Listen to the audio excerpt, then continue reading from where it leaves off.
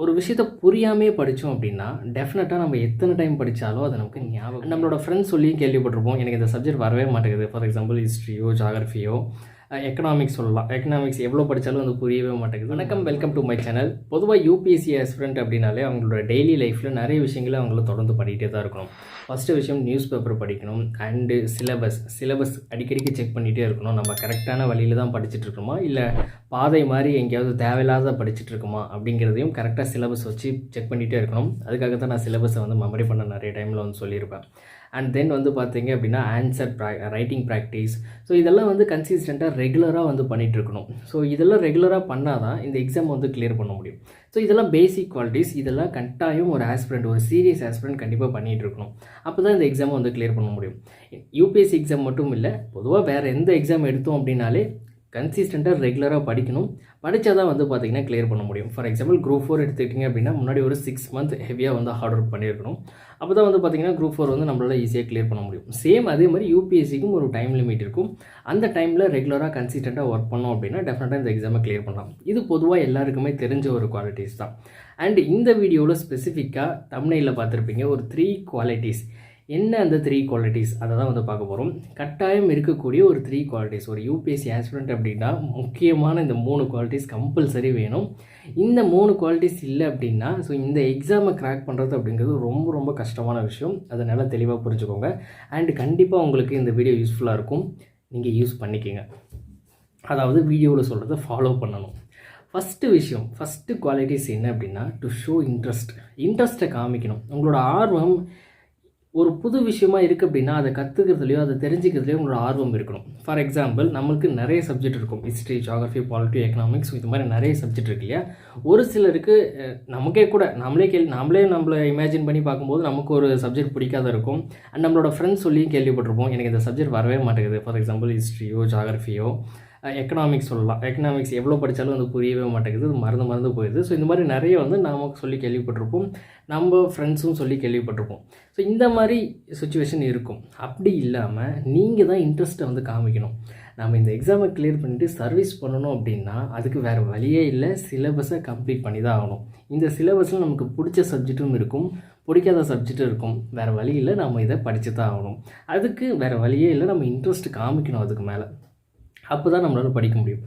அதனால் சப்ஜெக்ட் மட்டும் இல்லை, உங்களை சுற்றி நடக்கக்கூடிய விஷயமா இருக்கட்டும், நீங்கள் ஏதாவது ஒரு விஷயத்தை பார்க்குறீங்க, ஒரு விஷயத்தை கேட்குறீங்க அப்படின்னாலும் அது மேலே ஜஸ்ட் ஒரு இன்ட்ரெஸ்ட் வேணும். நான் எல்லாத்துலேயும் மாஸ்டர் ஆகணும் அப்படின்னு சொல்ல வரல, எல்லாத்தையும் மேலே இன்ட்ரெஸ்ட் இருக்கணும், அவ்வளோதான். ஒரு ஆர்வம் இருக்கணும். அது என்னவோ புதுசாக இருக்குது, அதை நம்ம கற்றுக்கணும், என்னென்னு தெரிஞ்சுக்கணும் அப்படிங்கிற ஒரு ஆர்வம் இருக்கணும். சேம் அதே மாதிரி சப்ஜெக்ட்லேயும் நியூஸ் பேப்பர் படிக்கும்போதும் ஆர்வம் இருக்கணும். அண்டு ஸ்டாட்டிக் சப்ஜெக்டை படிக்கும்போதும் ஒரு ஆர்வம் உங்களுக்கு க்ரியேட் ஆகணும்.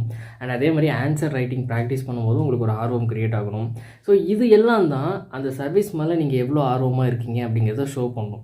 ஸோ உங்களுக்கு சர்வீஸ் மேலே மட்டும் ஆர்வம் இருந்துச்சு, அதை மட்டும் அச்சீவ் பண்ணணும் அப்படின்னு ட்ரீம் பண்ணிகிட்டே இருந்தீங்க அப்படின்னா, அதுக்கான ஒர்க்கு பண்ணாமல் இருந்தீங்க அப்படின்னா டெஃபினட்டாக அது நமக்கு கிடைக்காது. ஸோ தட் இன்ட்ரெஸ்ட் வேணும். எல்லா சப்ஜெக்ட் மேலேயும் பொதுவான வைக்கிற இன்ட்ரெஸ்ட்டை நீங்கள் காமனாக வைக்கணும். அண்டு ஈக்குவலாக மெயின்டைன் பண்ணி போகணும். நம்மளோட விஷயம் ஒரு சப்ஜெக்டில் மாஸ்டர் ஆகணும் அப்படிங்கிறது கிடையாது. நம்மளோட எய்ம் இந்த எக்ஸாமை கிளியர் பண்ணிவிட்டு சர்வீஸ் வாங்கணும், அதுதான் நம்மளோட எய்ம். ஸோ தட் நம்ம ஈக்குவலாக ப்ரிஃபரன்ஸ் கொடுத்து எல்லா சப்ஜெக்ட்டும் படிக்கணும். மார்க் வாங்குறதுக்காக படிக்கணும். அண்ட் சேம் டைம்ஸ் நம்ம சர்வீஸ் பண்ண போகிறோம், அதுக்காகவும் படிக்கணும். ஸோ தட் இன்ட்ரெஸ்ட் ரொம்ப முக்கியம். எல்லாத்து மேலேயும் ஆர்வம் வேணும். பிடிக்காத சப்ஜெக்டோ பிடிச்ச சப்ஜெக்டோ அதெல்லாம் இல்லை, நமக்கே இன்ட்ரெஸ்ட்டை க்ரியேட் பண்ணிக்கிட்டு அந்த சப்ஜெக்ட் மேலே இன்ட்ரெஸ்ட் எடுத்து நம்ம படிக்கணும். ஃபஸ்ட்டு விஷயம் இன்ட்ரெஸ்ட். த நெக்ஸ்ட் விஷயம் அண்டர்ஸ்டாண்ட் பண்ணிக்கிறது ரொம்ப ரொம்ப முக்கியம். அதாவது ஒரு புரிதல். இப்போது ஒரு விஷயத்தை புரியாமே படித்தோம் அப்படின்னா டெஃபினட்டாக நம்ம எத்தனை டைம் படித்தாலும் அது நமக்கு ஞாபகமே இருக்காது. ஓகேங்களா? அண்டு கஷ்டப்பட்டு மெமரி பண்ணுற மாதிரி இருக்கும். அப்படியே கஷ்டப்பட்டு மெமரி பண்ணாலும் அதை மனசில் நிற்கிறது ரொம்ப ரொம்ப டிஃபிகல்ட். 2-3 நாளில் உடனே மறந்து போயிடும். அண்ட் அப்படியே நீங்கள் எக்ஸாமுக்கு முன்னாடி படிச்சுட்டு போயிருந்தீங்கனாலும் எக்ஸாமில் அதை அப்ளை பண்ணவே முடியாது. பிகாஸ் யூபிஎஸ்சி கொஸ்டின்ஸ் எந்த கொஸ்டின்ஸுமே டைரெக்டாக கேட்க போகிறதில்ல. Prelims as well as mains எதுவுமே வந்து டைரெக்டாக கேட்க மாட்டாங்க. கான்செப்சுவலாக தான் வந்து நீங்கள் ஆன்சர் பண்ணுற மாதிரி இருக்கும். உங்களுக்கு ஒரு டெப்த் அண்டர்ஸ்டாண்டிங் இருந்தால் தான் அந்த கொஸ்டினை டச் பண்ணுற மாதிரியே இருக்கும். ஸோ தட் அண்டர்ஸ்டாண்ட் பண்ணி படிக்கணும். படிக்கும்போது நம்ம எதுக்கு படிக்கிறோம், ஏன் படிக்கிறோம், இதை எங்கே கொண்டு போய் அப்ளை பண்ண போகிறோம், இதிலேருந்து கேள்வி எப்படி கேட்பாங்க, கொஸ்டின்ஸ் எப்படி கேட்பாங்க, ஸோ இந்த மாதிரி ஒரு அண்டர்ஸ்டாண்டிங் வேணும் நமக்கு. புரிஞ்சு படிச்சிங்கன்னா தான் அது ரொம்ப உங்களுக்கு எளிமையாக தெரியும் அண்டு உங்களால் ஈஸியாக மறக்க முடியாது, ஞாபகம் இருக்கும் அதிக நாள், அண்ட் எக்ஸாம்லேயும் உங்களால் ரீப்ரொடியூஸ் பண்ண முடியும். இதுக்கு தான் அண்டர்ஸ்டாண்டிங் பண்ணி படிக்கணும். அண்ட் அது மட்டும் இல்லாமல் நம்ம ஆஃபீஸராக போகிறோம் அப்படின்னா ஒரு understanding skill, reading skill, understanding skill ரொம்ப முக்கியம். ஒரு பாலிசி, ஒரு டிராஃப்ட் வருது, ஏதாவது ஒரு ஃபைல்ஸ் வருது அப்படின்னா அதை படித்து பார்த்து புரிஞ்சுக்கணும். அது என்ன, அது நல்லதா கெட்டதா அப்படிங்கிறத புரிஞ்சுக்கணும். பேசிக் குவாலிட்டிஸ் யூபிஎஸ்சி டிமாண்ட் பண்ணுறது ரீடிங் ஸ்கில், அண்டர்ஸ்டாண்டிங் ஸ்கில் இதெல்லாம் வேணும் அப்படிங்கிறது தான்.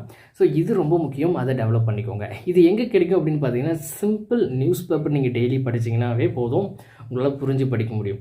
ஒய் பிகாஸ் இங்கே நீங்கள் ஸ்டாட்டிக் சப்ஜெக்ட் படிக்கிறீங்க அப்படின்னா history, geography, economic, polity, so இது எல்லாமே வந்து ஒரு ஸ்டாட்டிக் பார்ட்டாக இருக்கும்போது ஒரு டைம் நீங்கள் அந்த கான்செப்டை புரிஞ்சுக்கிட்டீங்க அப்படின்னா அடுத்த டைம் அதை புரிஞ்சுக்கணும், அது புதுசாக எதுவும் இருக்காது. ஆல்ரெடி ஒன்ஸ் புரிஞ்சிட்டிங்க அப்படின்னா மாற போகிறதில்ல, அவ்வளோதான். பட் நியூஸ் பேப்பர் டைனமிக்கான விஷயம்.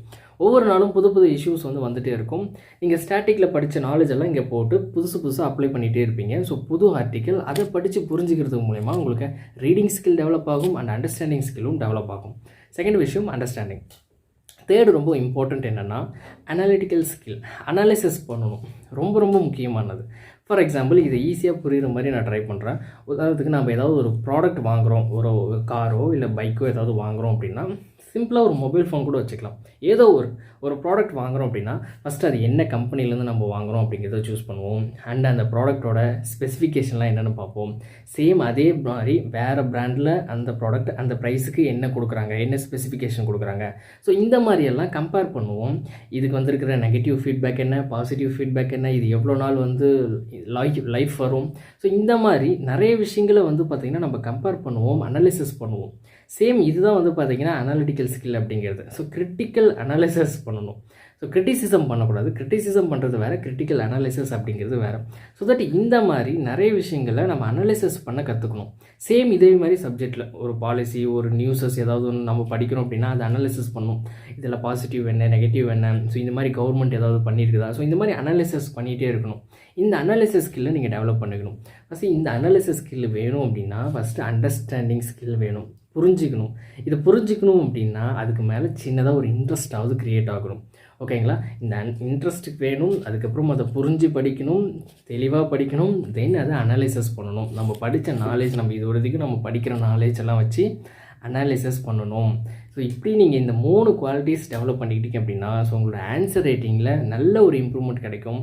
உங்களுக்கு மார்க் அப்படிங்கிறது வந்து பார்த்திங்கன்னா மற்றவங்களை கம்பேர் பண்ணும்போது உங்களுக்கு கொஞ்சம் அதிகமாகவே கிடைக்கும். ஸோ ஒரு அரை மார்க் அதிகமாக கிடைச்சா கூட, உங்களோட ஒவ்வொரு கொஸ்டினுக்கு அரை மார்க் அதிகமாக கிடைச்சா கூட ஸோ உங்களோட ரேங்க் லிஸ்ட்டில் மிகப்பெரிய ஒரு மாற்றத்தை க்ரியேட் பண்ணும். உங்கள் ரேங்க் லிஸ்ட் உங்களோட ரேங்க் ரொம்ப இம்ப்ரூவ் ஆகும். ஸோ இந்த 3 குவாலிட்டிஸுமே எல்லாருக்குமே இனிஷியல் டைமில் பிறக்கும் போதே கிடைச்சிருமா அப்படின்னு கேட்டிங்கன்னா கிடையாது. ஸோ இது 3மே ப்ராக்டிஸ். தொடர்ந்து நீங்கள் அதுக்கு முயற்சி பண்ணி ப்ராக்டிஸ் பண்ணிட்டு போகும்போது தான் இந்த 3 குவாலிட்டிஸ் உங்களுக்கு வந்து கிடைக்கும். ஸோ அதனால் இது எனக்கு இல்லையே அப்படின்னு யாருமே வருத்தப்பட தேவையில்ல. நீங்கள் டெய்லி இன்னையிலேருந்து ஸ்டார்ட் பண்ணுறீங்க அப்படின்னா கூட ஸோ உங்களால் கண்டிப்பாக இந்த குவாலிட்டிஸ் எல்லாம் இம்ப்ரூவ் பண்ணிக்க முடியும். இந்த குவாலிட்டிஸ் எல்லாம் உங்களுக்கு கண்டிப்பாக கிடைக்கும். சிம்பிளாக டெய்லி நியூஸ் பேப்பரை புரிஞ்சு அண்டர்ஸ்டாண்ட் படிங்க. அண்டு உங்களோட சப்ஜெக்டாக இருக்கட்டும் எதுவுமே புரியாமல் மெமரி பண்ணாதீங்க. புரிஞ்சு அது என்ன ஏதுன்னு தெரிஞ்சு அதுக்கப்புறம் இதை நம்ம எங்கே அப்ளை பண்ணணும் ஸோ தட் நீங்களே வந்து செல்ஃபாக வந்து அனலைசஸ் பண்ணுங்கள். ஸோ இந்த மாதிரி குவாலிட்டிஸ் எல்லாம் நீங்கள் இம்ப்ரூவ் பண்ணிக்கிட்டிங்கனாவே இது ஒரு நல்ல ஒரு பேஸ். அதுக்கப்புறம் யூபிஎஸ்சி ப்ரிப்பரேஷன்லாம் பெருசாக எதுவுமே இல்லை, கண்டென்ட் மட்டும்தான். அது நீங்கள் ஈஸியாக வந்து அக்வயர் பண்ணிக்கலாம். ஸோ இன்ட்ரெஸ்ட் இருக்கிறதுனால ஆட்டோமேட்டிக்காக நீங்கள் படிப்பீங்க. அண்ட் உங்களுக்கு அண்டர்ஸ்டாண்டிங் கெப்பாசிட்டி இருக்கிறதுனால அதை புரிஞ்சு தான் நீங்கள் படிப்பீங்க. யூஸ்வலாக வந்து எல்லோரும் பண்ணுற மாதிரி மெமரி பண்ண மாட்டீங்க. ஸோ இந்த 3 குவாலிட்டிஸை நீங்கள் கரெக்டாக பண்ணிங்கனாவே உங்களுக்கு ஆட்டோமேட்டிக்காக வந்து யூபிஎஸ்சி ப்ரிப்பரேஷன் அப்படிங்கிறது ரொம்ப சிம்பிளாக தெரிகிற மாதிரி இருக்கும். ஸோ இந்த வீடியோ ரொம்ப ஹெல்ப்ஃபுல்லாக இருக்கும்னு நினைக்கிறேன். And if you have any doubts regarding UPSC preparation, எந்த டவுட்ஸாக இருந்தாலும் சரி, ஆஸ் அ பிகினராக நீங்கள் இருக்கிறீங்க அப்படின்னா நிறைய டவுட்ஸ் இருக்கும். நம்ம சேனல்லேயும் நிறைய வீடியோஸ் இருக்குது, அதெல்லாம் பாருங்கள். அண்ட் அதெல்லாம் பார்த்து வேறு ஏதாவது புரியல அப்படின்னாலும் கீழே கமெண்ட்டில் மென்ஷன் பண்ணுங்கள். அண்ட் இன்ஸ்டாகிராம் ஐடி டிஸ்கிரிப்ஷன் பாக்ஸில் இருக்கும். ஸோ அதை யூஸ் பண்ணி நீங்கள் டைரக்ட் மெசேஜ் பண்ணலாம். And thank you so much for வாட்சிங். டாடா பாய்.